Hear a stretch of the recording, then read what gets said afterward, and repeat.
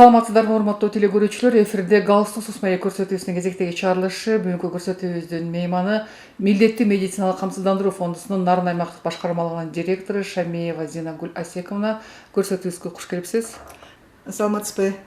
Сиз облустагы өз ишин мыкты билген жетекчи айымдардын катарындасыз да. Анан Зинагүл Асековна ошол жетекчиден сырткары үйдө кандай айым? Деги эле өзү кандай айым? Эми ушул жумуштан сырткары деле өзүм ушул жумушка кандай мамиле жасасам, ошо өзүмдүн жеке турмушумда деле, жумуштан кийин деле ошондой сапаттарды кармаганга аракет кыламын. Ар бир жумушка татаалбы, татаал эмеспи, ошонусуна карабастан ар бир нерсеге ушул аракеттенип, күндө ушул турмуштагы жаңы нерселерге кубанып, ушул жаңыланууну, жаратмандыкты, ушул касиеттерди мындай бир туу тутуп келем да. Эми бул касиеттер мен эми баягы өзүмдүн апам дагы орто медицина кызматкери болуп иштеген. 32 жыл Ат башы райондук ооруканада орто медайым болуп иштеп, пенсияга чыгып, ушул эл үчүн саламаттык сактоодо кызматын өтөп келген. Ал киши дагы ошол кишинин ушул сапаттары менде бар болсо керек деп ойлоймун. Ал киши да өтө эмгекчил, өтө жаратман, ушул ар бир нерсеге аяр караган аракетчил адам болчу.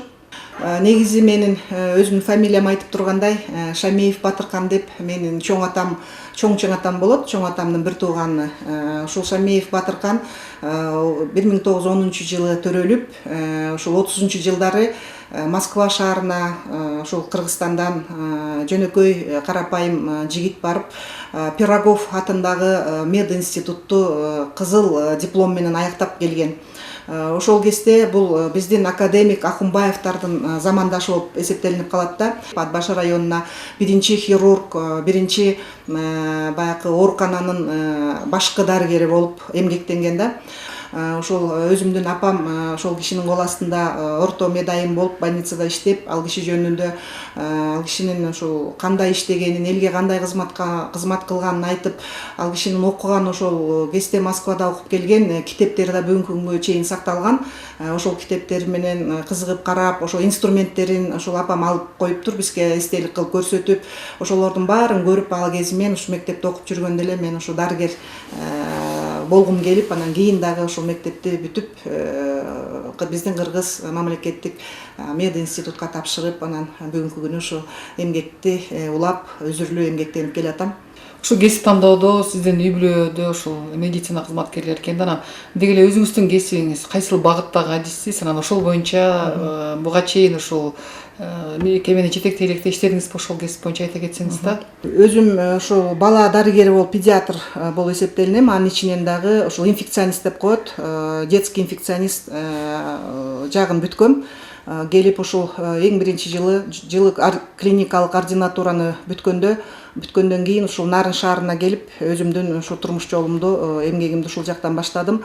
Ушул Нарын облустук балдар ооруканасы бар болчу а кезде 1989 жылдары ошол балдар ооруканасына келип, ушул балдар инфекционисти болуп иштеп баштагам. Инфекционный бөлүмдө ушул дарыгер болуп баштап, андан кийин ушул бөлүм башчы болуп иштеп, андан кийин 2001 жылы анан ушул биздин милдеттүү медициналык камсыздандыруу фондуна специалист болуп келдим. Жеке ушул специалист болуп келип, андан кийин анан ушул тепкич менен главный башкы специалист болуп, бөлүм башчы болуп, андан кийин ушул директорлук орунга, должностька жеттим да. Милдеттүү медициналык камсыздандыруу багытында дагы кеп калсак да, деги эле учурда калктын канча пайызы ошол камсыздандыруудан өткөн, анан деги эле тармакта кандай реформалар болуп жатат, өзгөрүүлөр өнүгүүлөр боюнча айта кетсеңиз да. Жакшы суроо бердиңиз. Себеби ушу быйылкы жылдын башынан эле биздин тармакта дагы реформа жүрүп баштады. Ушул биздин өкмөт башчыбыз министрлер кабинетинин төрагасы Акылбек Үсөнбекович дагы ушул биздин тармакка талапты коюп, милдеттүү медициналык камсыздандыруудан ар бир жаран, кыргыз жараны өтүш керек. Бүгүнкү күнү 76% гана элибиз камсыздандырылгандыктан 100% милдеттүү түрдө ушул эл камсыздандырылышы керек деген талаптар коюлду биздин тармакка. Ушул апрелде 29 мартта президентибиз кол коюп биздин мыйзамга жаңы мыйзамыбыз чыкты. Өзгөртүүлөр кирди да мыйзамга. Мурун 1999 жылы ушул Кыргыз Республикасынын жарандарын милдеттүү медициналык жактан камсыздандыруу деген мыйзамыбыз бар болчу. Бирок милдеттүү деп келген менен чындыгында ушул убакка чейин ал ыктыярдуу болуп келген. Анан ушул быйыл 2023 жылдын башынан баштап баягы жогорку кеңештин депутаттарынан 3 окуусунан өтүп 29 мартта кол коюлуп, ушул 10 апрелден баштап ишке кирди, күчүнө кирди да бул мыйзамдагы өзгөртүүлөр. Ошондон баштап, ушу апрелден баштап бүгүнкү күнгө чейин мына биз тараптан ошо республикалык деңгээлде, анын ичинен биздин облусубуздун, Нарын облусунун аймагында дагы чоң жумуштар алып барылып атат. Ар бир районго чейин, ар бир айылга чейин ушул биздин кызматкерлер өзүн баштап командабыз барып, ушул милдеттүү медициналык камсыздандыруу боюнча көп түшүндүрүү иштерин жүргүзүп, ушул полистин артыкчылыгы жөнүндө элге бүгүнкү күнү түшүндүрүү иштерди жүргүзүп атабыз. Бүгүнкү күнү ошол полистин сатып алуу баасы 1722 сом турат. Эгерде ошол акчага полис сатып алса, бир жылга 12 календарлык айга жарайт да. Мына мисалы июнда сатып алса, ошол эмки жылдын июлуна чейин жарактуу. Арыз таштагандан баштап ошол 5 күндүн ичинде ал жарактуу болуп келет. Анан эми полис алгандан кийин ошол жараныбыз камсыздандырылган болуп эсептелинип, ушул бүгүнкү күнү медициналык жардам алууда биздин саламаттык сактоо мекемелериндеги болуп аткан, кылып аткан, жасалып аткан медициналык кызматтар көп жеңилдикте болуш керек да. Мисалга алсак, ошол ар бир ооруп калган учурда өзүнүн сиз билгендей үй бүлөлүк дарыгерине кайрылат да. Ошол үй бүлөлүк дарыгерине кайрылып, ошол жактан жолдомо алгандан баштап ошол жерде мейли изилдөөлөрдү алсын, лабораториялык изилдөөлөр болсун, жанагы диагностикалык изилдөөлөр деп коет, УЗИ аппараты, гастроскопия, башка дагы көп рентген, өзүңүздөр билгендей көп изилдөөлөрдөн өтөт. Ошолордун баардыгы акысыз болот. Бул биздин баштапкы уюмдарда да. Андан сырткары ошол жерде эле мына күндүзгү стационарлар иштейт.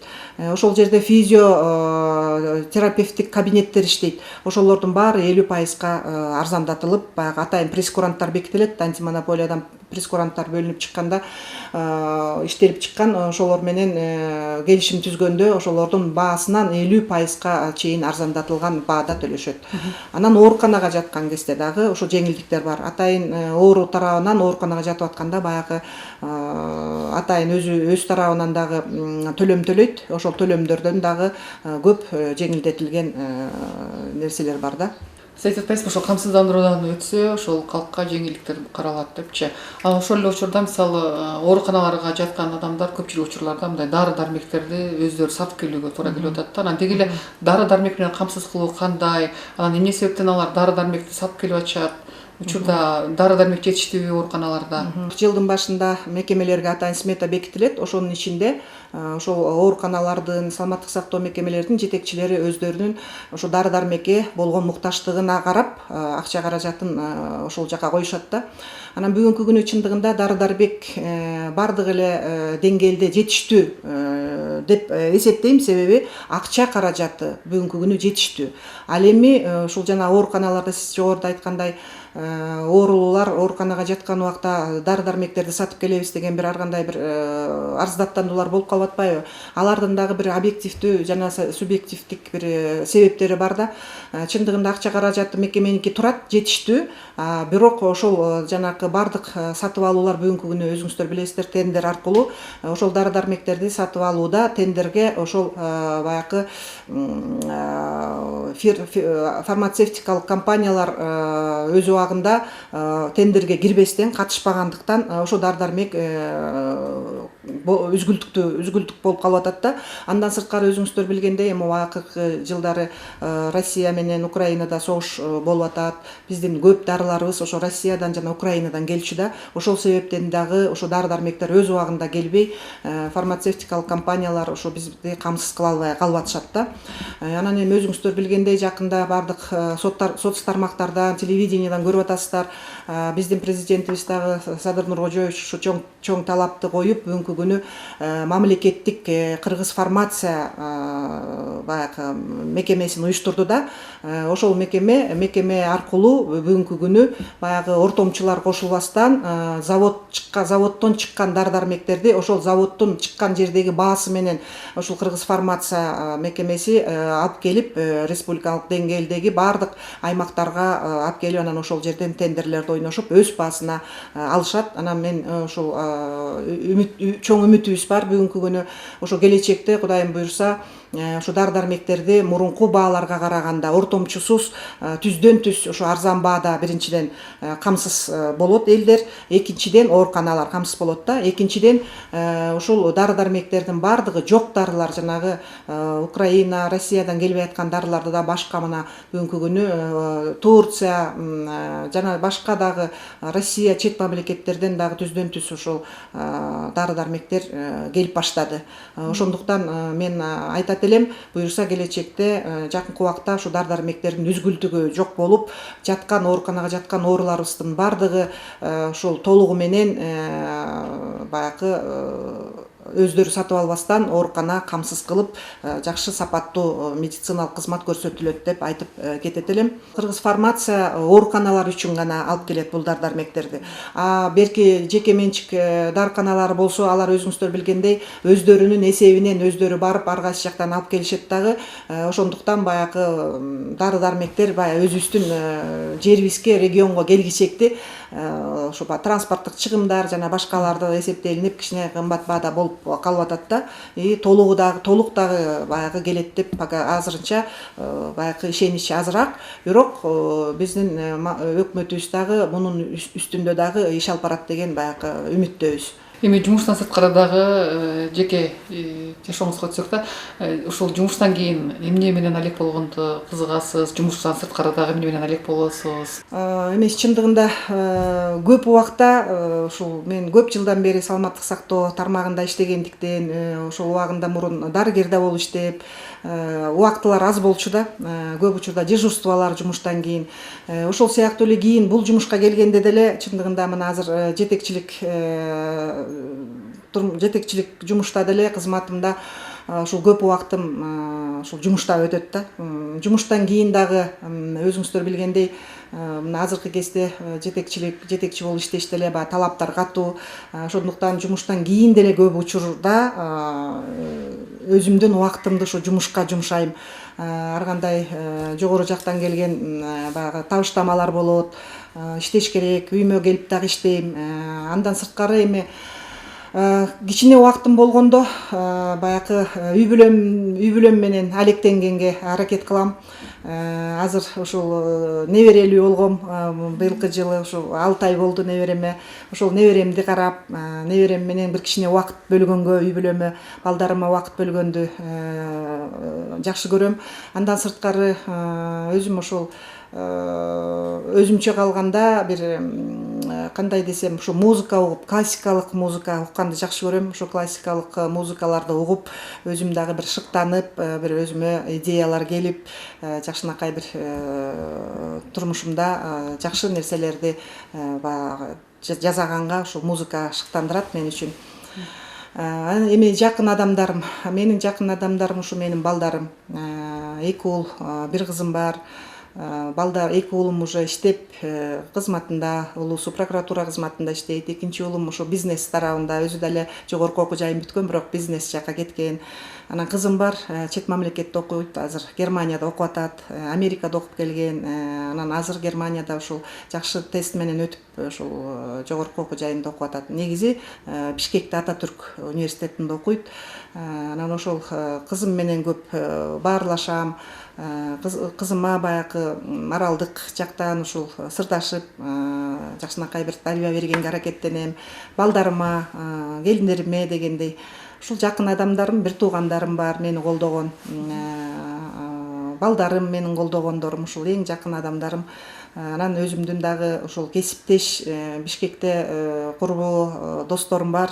Чогуу окуп бүткөн, ошондо бир жакшы бир 2 курбум бар. Ошолор менен жакшы баарлашып, сырдашып, медик болгондон кийин өзүбүздүн баягы көп маселелерибизди сүйлөшүп, баарлашып, бат-бат ушул катышып турабыз. Ушул менин жакын, мени колдогон адамдарым. Сиздин көз карашыңызда бактылуулук деген эмне? Анан өзүңүз бактылуусузбу? Бактылуулук деп бир эле жактан, бир жактуу эмес деп ойлойм, эсептейм. Адам бактылуу болуш үчүн бардык тараптан бактылуу сезиш керек өзүн. Ошол эле өзүнүн жеке турмушундагы бактылуулук, ошол эле ушул коомдо өзүнүн баягы орду бар болсо, ошол эли менен бирге коомдогу бир орду, андан сырткары өзүнүн ушул жумуштагы, кызматындагы бактылуулук дагы бир өзүнчө бактылуулук деп эсептейм. Себеби бир эле жактуу бактылуумун деп бир жактан эле айтууга туура эмес болуш керек. Анан мен өзүмдү бактылуу айыммын деп эсептеймин. Себеби ушул ар бир адам өзү бул жашоодо бактылуу болгонго аракет кылыш керек. Анан бактылуумун деп дагы айтыш керек деп эсептейм. Себеби бул Аллах Таала берип аткан бул бир жашоодо өзүнүн бактылуу болгонуна ар бир адам өзү аракет жасап, ошол эле мейли ушул жумушунда болобу, коомдо болобу, жеке турмушундагы өзүнүн үй бүлөсүндө болобу, ушу бактылуулукту издеп, бактылуулукту бир өз колу менен жаратканга аракеттерди жасаш керек деп эсептейм. Мен бүгүнкү күнү эмне үчүн бактылуумун деп эсептейм? Себеби менин эртең менен туруп ушул шашып келе турган жумушум, кызматым бар. Кайра үйдөн кызмат бүткөндөн кийин үйгө шашып, бала бакырама, үй бүлөмө шашып бара турган үй бүлөм бар дегендей. Коомдо дагы өзүмдүн ушул жасай турган көп, жасап жүргөн, дагы жасай турган бир көп деңгээлдеги көп орундуу иштер бар. Досторум бар, жакшы курбуларым бар дегендей. Бир туугандарым бар. Мен ойлойм, эми башка бактылуулук деп мен өзүм ошондой деп түшүнөм. Анан ар бир адам эле ушул өзүн бактылуумун деп сезип, бактылуумун деп жүрүш керек деп мен эсептейм да. Бизге бөлүнгөн убакыт соңуна чыгып калды. Сизге эркин микрофон, теле көрүүчүлөргө карата кайрылыңыз. Эң биринчи ушул биз эл менен болуп, эл арасында жүрөбүз. Ушул эң биринчи элиме тынчтык каалап кетет элем. Бул тынчтык болбосо, чындыгында мына көрүп атабыз. Бул жашоодо бир көп жакшы нерселер болбойт. Ошондуктан ушу биздин кыргыз элибизге тынчтык каалайм. Мамлекетибиздин ушул мына өнүгүп атат. Кудайым буйрса, бүгүн элдин жашоо шарты, деңгээли өсүп атат. Бүгүн жаман эмес. Ошондуктан ушул Кыргызстаныбыз, элибиз өсүп өнсүн. Биздин келаткан ушул жаштарды келечектүү болсун, келечеги кең болуп, өзүнүн ордуларын таап, бир жакшы бир элибиз үчүн кызмат кылган балдарыбыз, кыз уулдарыбыз көп болсун. Анан эми чындыгында баягы ден соолук сакчылыгында жүргөн адам катары мен ушул элибизге ден соолук каалайм. Ушул медициналык кызматтын сапаты көтөрүлсө дейм.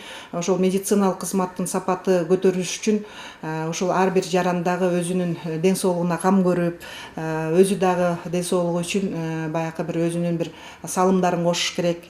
Ал салым бүгүнкү күнү мына биздин тармакта жогоруда айткандай биздер ошо реформалар жүрүп, ар бир адам милдеттүү түрдө медициналык жактан камсыздандырылып, ушул ооруп калган учурда мейли профилактикалык медициналык баягы максатта көрүнөбү дарыгерлерге, же болбосо ооруп калган учурда көрүнөбү дарыгерге келип баягы кайрылабы, ошондо бир жеңилдиктерди алып ушул элибиздин ден соолугу бекем болсо деп каалап кетип элем. Бизге убактыңызды бөлүп маек курганыңызга чоң рахмат. Ишиңизде ийгилик болсун. Урматтуу телекөрүүчүлөр, сиздер галстуксуз маек көрсөтүүсүнүн кезектеги чыгарылышына ортоктош болдуңуздар. Кайрадан эфир аркылуу амандыкта көрүшөлү. Сак саламатта калыңыздар.